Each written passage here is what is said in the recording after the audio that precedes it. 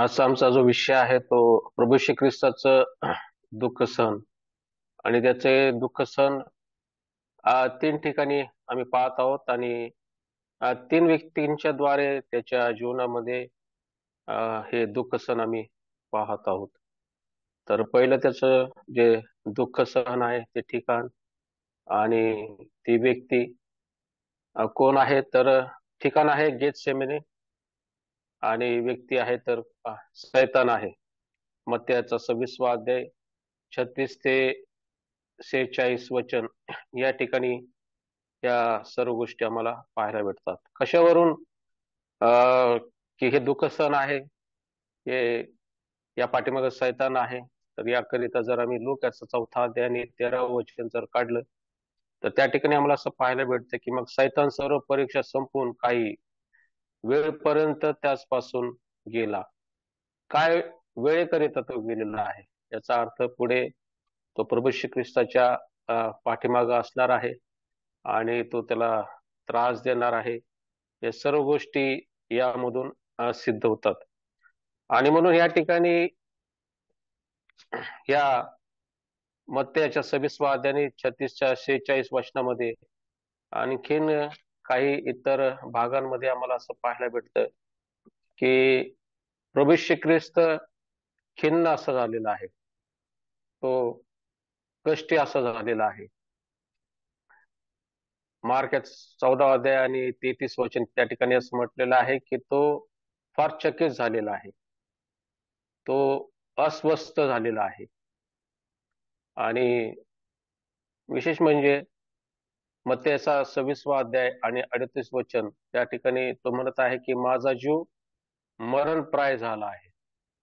तर पहा, अशा प्रकारे सैतान प्रभू श्री ख्रिस्ताच्या पाठीमागे आहे आणि त्याकरिता प्रभू श्री ख्रिस्ताला अशा प्रकारचं दुःख सहन त्या ठिकाणी करावं लागत आहे. आणि त्याची जी सीमा आम्ही पाहतो तर मरणप्राय यातना यातना या ठिकाणी प्रभू श्री ख्रिस्ताला होत आहे. म्हणजे सैतान प्रभू श्री ख्रिस्ताचा प्राण घेण्याचा प्रयत्न ह्या ठिकाणी करत आहे असं आम्हाला पाहायला भेटतं.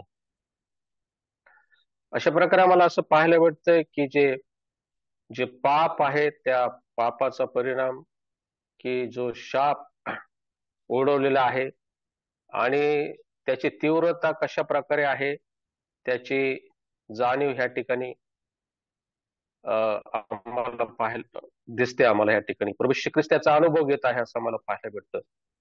पापामुळे जो शाप भूमीला आणि मनुष्य मात्रावर आला त्याचा परिणाम ह्या ठिकाणी आम्हाला प्रभू श्री ख्रिस्ताच्या जीवनामध्ये आम्हाला पाहायला भेटत आहे. आणि म्हणून लोक याचा 22वा अध्याय आणि 44 वचन तेव्हा त्या ठिकाणी असं म्हटलेलं आहे की तेव्हा त्याचा घाम रक्ताचे मोठमोठे थेंब भूमीवर पडावे असा पडत होता. जे वचन आम्हाला उत्पत्ती याचा 3रा अध्याय 19 वचनामध्ये आम्हाला पाहायला भेटतं की तो आपल्या निधड्याच्या घामाने भाकर मिळवून खाशील. तर अशा प्रकारे आम्हाला पाहायला भेटत आहे की जे पाप मनुष्यामध्ये आले ज्यामुळे आम्हाला शाप दिसतो, शापाचा परिणाम आम्हाला दिसतो. ह्या सर्व गोष्टी प्रभू श्री ख्रिस्त ह्या ठिकाणी आपल्या जीवनामधून या सर्व गोष्टींचा अनुभव तो घेत आहे. आणि म्हणून त्याचा जो घाम आहे ह्या ठिकाणी रक्ताचे मोठमोठे थेंब पडावे असा त्याचा घाम या ठिकाणी पडत आहे गेशेमने बागेमध्ये असं आम्हाला या ठिकाणी पाहायला भेटत आहे. प्रभू श्री ख्रिस्त म्हणतो की होईल तर हा प्याला मजपासून टळून जाऊ दे. तर हा कशाचा प्याला आहे? तसं पाहायला गेलं तर तो दुःख सहनाचा नाहीये, तो मरणाचा नाहीये, तर तो पापाचा आहे, तो शापाचा आहे असं ह्या ठिकाणी आम्हाला पाहायला भेटत आहे. परंतु या सर्व गोष्टीवर प्रभू श्री ख्रिस्ताने मात केलेली आहे. कारण की तो म्हणत आहे की माझ्या इच्छेप्रमाणे नव्हे तर तुझ्या इच्छेप्रमाणे सर्व काय हो. आणि म्हणून इब्रियाचा 5वा अध्याय आणि 7वं वचन त्या ठिकाणी आम्हाला वचन असं सांगतं की त्याने आपल्या देहावस्थेतील दिवसात अश्रुगाळीत प्रार्थना विनवणी केली आणि ती त्याच्या सुभक्तीमुळे ऐकण्यात आली. म्हणूनच लुकाचा 22वा अध्याय आणि 43 वचन त्या ठिकाणी असं म्हटलेलं आहे की तेव्हा स्वर्गाहून एक देवदूत येऊन आपणाला बळ देताना त्याच्या दृष्टीस पडला. अशा प्रकारे अशा प्रकारच्या स्थितीमध्ये असताना की ज्या ठिकाणी सैतान त्याचा प्राण घेण्याचा प्रयत्न करत आहे आणि इतक्या दुःख सहनामध्ये प्रभू श्री ख्रिस्त आहे, तरी देखील तो ह्या ठिकाणी हेच म्हणत आहे की तुझ्या इच्छेप्रमाणे सर्व हो. आणि त्याची विनंती ऐकण्यात आलेली आहे. आणि ह्या ठिकाणी आम्हाला असं पाहायला भेटतं की देवदूत येऊन त्याला बळ देत आहे. ही गोष्ट आम्हाला या ठिकाणी पाहायला भेटत आहे. आणि म्हणून आम्ही असं म्हणूया की प्रभू श्री ख्रिस्ताने अशा प्रकारे या ठिकाणी विजय प्राप्त केलेला आहे, सैतानावर विजय प्राप्त केलेला आहे, या ठिकाणी आम्हाला पाहायला भेटतो. पहा, गेसेमने बाग त्याचा अर्थ की ऑइल प्रेस. अशा प्रकारे प्रभू श्री ख्रिस्ताला सैतानाने एवढ्या प्रमाणामध्ये ह्या ठिकाणी त्रास दिलेला आहे, परंतु हे सर्व दुःख सण प्रभू श्री ख्रिस्ताने आमच्यासाठी सहन केलेलं आहे आणि विजयशाली त्याने विजय मिळवलेला आहे सैतानावर. आणि म्हणूनच या ठिकाणी आम्हाला असं पाहायला भेटतं इब्रिकरास पत्रेचा 4था अध्याय आणि 15 वचन या वचनानुसार प्रभू श्री ख्रिस्त या ठिकाणी पात्र असा ठरलेला आहे, कारण की तो सर्व अनुभवातून गेलेला आहे. आणि तो अशा प्रकारे आम्ही प्रभू श्री ख्रिस्तामधलं जीवन जगत असताना तो सर्व अनुभवातून गेल्यामुळे तो सर्व प्रसंगी कठीण प्रसंगी तो आमच्या पाठीशी तो उभा आहे, कारण की तो सर्व अनुभवातून गेलेला आहे आणि तो पात्र असा ठरलेला आहे, असं ह्या ठिकाणी मला पाहायला भेटते. ती पहिली गोष्ट आम्हाला पाहायला भेटते. पहिलं ठिकाण गेशेमने बाग आणि पहिली व्यक्ती ही सैतान, ज्याच्यामुळे प्रभू श्री ख्रिस्ताला दुःख सहन करावं लागलं. दुसरं ठिकाण जे आहे ते गब्बाता आहे. गब्बाता योहानाचा 19वा अध्याय आणि 13व वचन त्या ठिकाणी जर आम्ही पाहिलं तर त्या ठिकाणी आम्हाला हे दुसरं ठिकाण आम्हाला पाहायला भेटत आहे. आणि या ठिकाणी दुःख सहन प्रभू श्री ख्रिस्ताला जे करावं लागत आहे ते तर कोणामुळे करावं लागत आहे, तर मनुष्यांमुळे करावं लागत आहे, असं त्या ठिकाणी आम्हाला पाहायला भेटतं. मग त्याचं 26वा अध्याय 45 वचन जर काढलं तर त्या ठिकाणी असं म्हटलं आहे की पुत्र पापी लोकांच्या हाती धरून मनुष्यांचा पुत्र पापी लोकांच्या हाती धरून दिला जात आहे. पहा, अशा प्रकारे दुसरं ठिकाण आम्ही पाहत आहोत. आणि दुसरी व्यक्ती म्हणजे लोक आहेत की ज्याच्यामुळं प्रभू श्री ख्रिस्ताला दुःख सहन करावं लागत आहे. बरीच वचने त्याला प्रमाण आहेत. यशायाचा 53वा अध्याय 3रं वचन जर काढलं तर त्या ठिकाणी असं म्हटलेलं आहे की मनुष्याने टाकलेला तुच्छ त्याला तुच्छ लेखलेलं आहे. त्या ठिकाणी लोक त्या ठिकाणी तोंड फिरत आहेत. पहा, मनुष्यामुळं अशा प्रकारे प्रभू श्री ख्रिस्ताला ह्या ठिकाणी दुःख सहन करावं लागत आहे. आणखी जर आम्ही पुढे गेलं तर मग त्याचा 26वा अध्याय 47 ते 56 वचनामध्ये आम्हाला पाहायला भेटतंय की यहूदाने प्रभू श्री ख्रिस्ताचा घात केला. मनुष्यामुळे अशा प्रकारे प्रभू श्री ख्रिस्ताला दुःख सहन करावं लागत आहे. शिष्य त्याला सोडून गेले, विशेष करून पेत्राने नकार दिलेला आहे. लूकाचा 22वा अध्याय 63-64 वचन जर जर आम्ही पाहिलं तर त्या ठिकाणी असं म्हटलेलं की ज्या मनुष्यांनी धरिले त्यांनी त्याला मार दिला, ज्यांनी त्याला धरिले त्यांनी मार दिलेला आहे.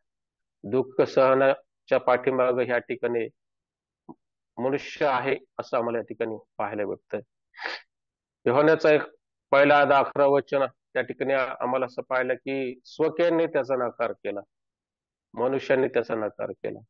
मग त्याचा 37वा अध्याय आणि 17 ते 25 वचन हे जर आम्ही काढले तर त्या ठिकाणी आम्हाला या गोष्टी पाहायला मिळतात. मनुष्याने त्याला चाबकाच्या पटक्यांचा मार त्याला दिला, त्याची पाठ नांगरली, काट्यांचा मुकुट त्याला घातला, त्याची थट्टा केली, त्याची दाढी ओढली. तर प्रियांनो, या सर्व गोष्टी प्रभू श्री ख्रिस्ताने का सहन केल्या? मनुष्यांद्वारे जो त्रास त्याला देण्यात आला, हे दुःख सहन प्रभू श्री ख्रिस्ताने का सहन केलं? त्याला कारण एकच आहे की तो आमच्यावर प्रेम करतो. आणि म्हणूनच इब्री पत्र्याचा 12वा अध्याय दुसरं वचन त्या ठिकाणी असं म्हटलेलं आहे, त्याच पुढे जो आनंद ठेवलेला होता त्याकरिता त्याने लज्जा तुच्छ मानून वधस्तंभ सहन केला. खरोखरच काय तो आनंद आहे की त्याकरिता प्रभू श्री ख्रिस्ताने मनुष्यांच्या द्वारे असलेले जो त्रास आहे, भयंकर त्याचं स्वरूप आहे, ते त्याने सहन केलेले आहे. यासाठी की प्रभू श्री ख्रिस्तच हा तारणार आहे, तो त्याला आपला तारणार म्हणून स्वीकारतो आणि जन्माचं पाप आहे त्याबद्दल पश्चातापित अंतःकरण करण्यापासून त्याला क्षमा मागतो. त्याला तारण प्राप्त होतं, त्याला स्वर्गाचं राज्य प्राप्त होणार होतं, या सर्व गोष्टी होणार होता. हा आनंद प्रभू श्री ख्रिस्ताच्या समोर होता. एक जीवात्मा जरी प्रभू श्री ख्रिस्ताला आपला तारणार म्हणून स्वीकारतो तर स्वर्गात आनंद केला जातो. हा तो आनंद आहे.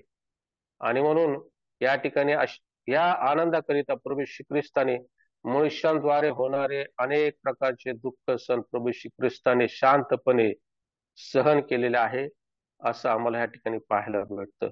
त्यांनी लज्जा तुच्छ मानून कशा प्रकारे आमच्या प्रभूला ह्या ठिकाणी लज्जास्पद असा त्याचा छळ केलेला आहे, परंतु आमच्या प्रभूने हा वधस्तंभावरचा छळ त्याने निमूटपणे सहन केलेला आहे, असं आम्हाला ह्या ठिकाणी पाहायला मिळतं.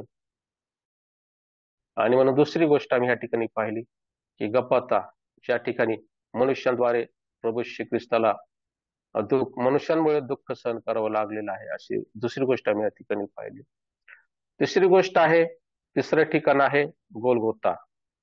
तिसरी व्यक्ती प्रभू श्री ख्रिस्त ज्याच्यामुळे दुःख सहन करावं लागलं तो परमेश्वरच आहे, देव आहे, की ज्यामुळे प्रभू श्री ख्रिस्ताला दुःख सहन करावं लागलं.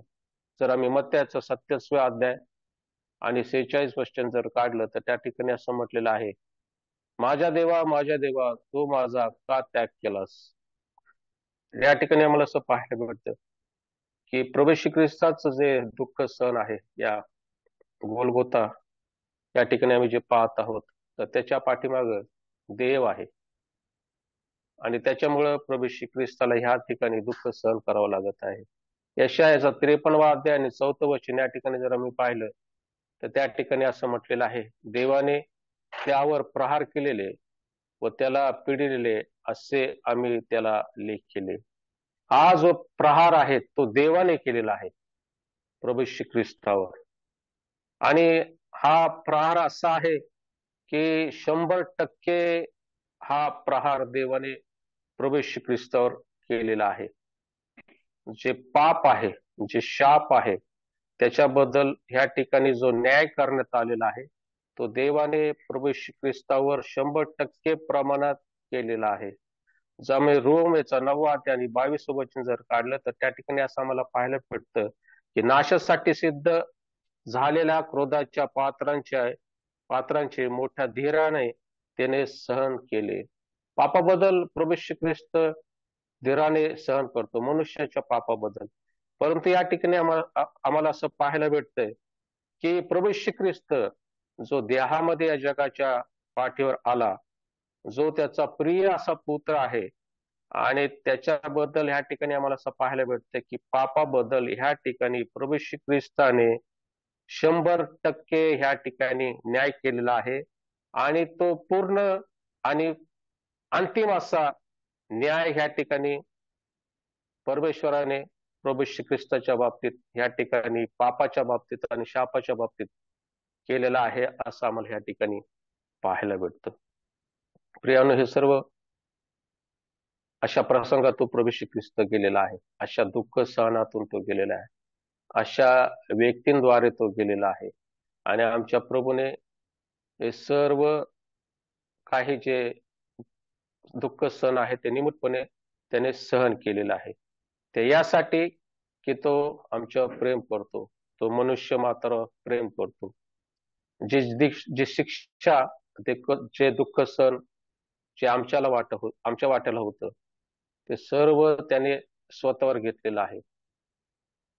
आणि अशा प्रकारे त्याने ज्यांनी ते प्रभू श्री ख्रिस्तावर हा विश्वास ठेवलेला आहे की तो माझा तारणारा आहे, त्या सर्वांची या शिक्षेपासून त्याने सुटका केलेली आहे. आणि म्हणून आमच्या प्रभूच्या ह्या महान प्रेमाबद्दल आम्ही त्याला धन्यवाद देत त्याच्यासाठी जीवन जगण्यास देवबाप आम्हाला सहाय्य करू हीच त्याच्या चरणी आम्ही प्रार्थना करूया.